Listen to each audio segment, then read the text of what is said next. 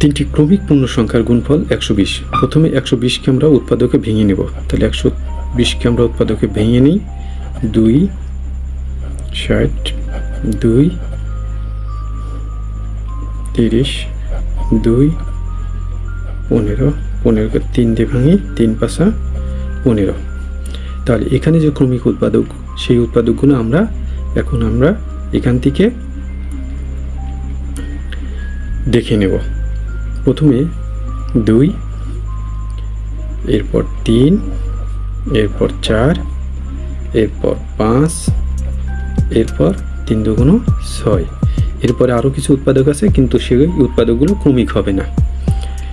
তাহলে আমরা এখান থেকে প্রথমে 2 এর সাথে 3 গুণন করব। 2 গুণন 3, 3 গুণন 4, 3 গুণন 6, 4 6 24, 120 হচ্ছে না। এবার 3 গুণন 4 গুণন 5, 3 গুণন 4 গুণন 5, 3 4 12, 5 12 60, এটাও হচ্ছে না। তাহলে এখন আমরা গুণন করব 4 গুণন 5 গুণন 6।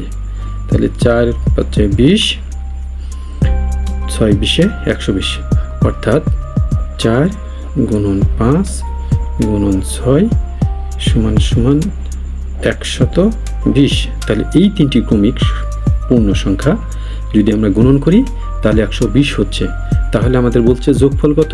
তাহলে 4 প্লাস 5 প্লাস 6, এই তিনটি ক্রমিক পূর্ণ সংখ্যার যোগফল হবে 15। তাহলে অ্যান্সার 15।